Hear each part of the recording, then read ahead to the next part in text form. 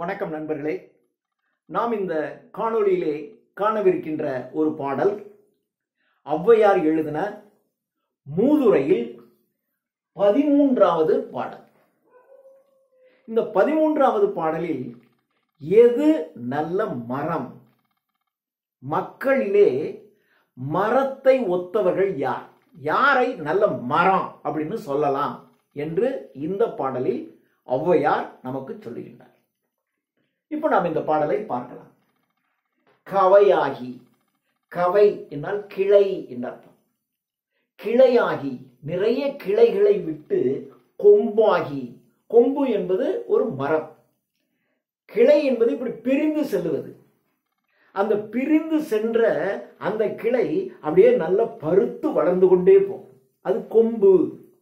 கொம்பு என்றால் ஒரு குச்சி, நல்ல ஒரு தடிமனான ஒரு குச்சி, ஒரு கோல், அதுதான் கொம்பு என்று சொல்கிறோம்.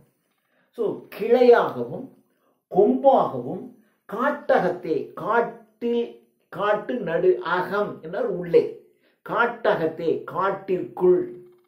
காட்டிற்குள் போனீங்கன்னா அப்படியே அண்ணாந்து பார்த்தால் பறந்து விரிந்து கிடக்கின்ற உயர வளர்ந்திருக்கக்கூடிய பல மரங்களை நாம் பார்க்கிறோம். அது மாதிரி காட்டகத்தை, காட்டிற்குள் நிற்கின்ற, ஓங்கி வளர்ந்து நின்று கொண்டிருக்கக்கூடிய அவை, அவை அல்ல நல்ல மரங்கள். அவைகளை நாம் நல்ல மரங்கள் என்று சொல்லக்கூடாது. அவை அல்ல நல்ல மரங்கள். அப்ப எது நல்ல மரம்? காட்டுல நல்ல கிளையாகவும் பருத்த கொம்புகளாகவும் காட்டிற்குள்ளே உயர்ந்து ஓங்கி நின்று கொண்டிருக்கக்கூடிய அவை கிடையாது நல்ல மரங்கள். அவை நல்ல மரங்கள் கிடையாது. அப்போ நல்ல மரம் என்று சொல்வது எது? சபை நடுவே. சபை அப்படின்னு சொன்னாவே அறிஞர்கள் கூடியிருப்பதற்கு பெயர் தான் சபைன்னு பேர். இப்ப நமக்கு பேச்சு வழக்குல வீடுகள் எல்லாம் சொல்லுவாங்க, ஒரு சபையில, ஒரு சபையில மரியாதை போயிடும். அப்போ படித்தவர்கள், சான்றோர்கள் நிறைந்திருக்கக்கூடிய ஒரு அவை, அதுக்கு தான் சபை என்று பேர். சபை நடுவே அறிஞர்கள் நிறைந்திருக்கக்கூடிய ஒரு அவையிலே நீட்டோலை, ஒருவர் கொண்டு வந்து ஒரு ஓலையை நீட்டி, அதான் நீட்டுகின்ற ஓலை. ஒருவர் ஓலையை கொண்டு வந்து நீட்டி, தம்பி இதை நீங்கள் படியுங்கள் அப்படின்னு சொல்றாங்க. அப்போ நமக்கு படிக்க தெரியணும். அப்போ சபை நடுவே நீட்டோலை வாசியா, ஒரு சபை நடுவே ஒருவர் நீட்டுகின்ற ஓலையை வாங்கி வாசியா, வாசிக்க தெரியாமல் நின்றான்.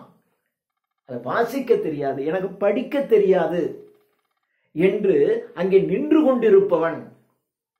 ஒரு சபையிலே அறிஞர்கள் நிறைந்திருக்கக்கூடிய குழுவிலே யாராவது ஒன்றை படியுங்கள் என்று நீட்டுகின்ற ஓலையை வாங்கி படிக்க தெரியாதவன் ஒன்று, குறிப்பறிய மாட்டாதவன்.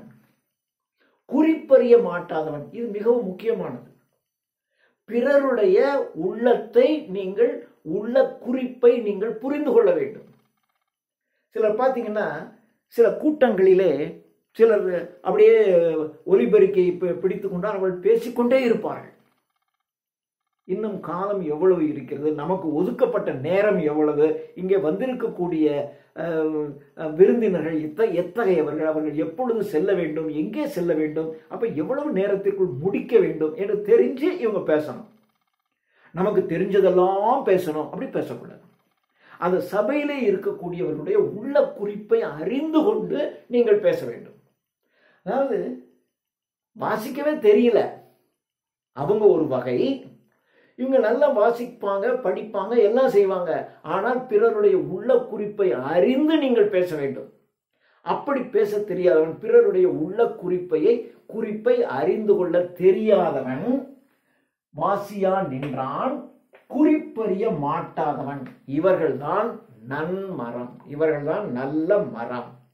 ஒரு நல்ல மரம் யாது அப்படின்னா, அறிஞர்கள் சூழ்ந்திருக்கக்கூடிய சபையிலே ஒருவன் ஓலையை கொடுத்து நீட்டி இதை வாசியுங்கள் என்று சொன்னால் வாசிக்க தெரியாமல் நின்று கொண்டிருப்பவன், நின்று சபையிலே பேசிக் கொண்டிருக்கும் பொழுது பிறருடைய உள்ள கிடக்கையை அறிந்து அதற்கு ஏற்ப பேச வேண்டும்.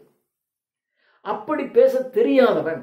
இவர்கள் எல்லாம் நல்ல மரத்திற்கு சமமானவர்கள் என்று இந்த மூதுரையிலே, இந்த பாடலில் ஔவையார் நமக்கு எடுத்து சொல்கிறார். நன்றி.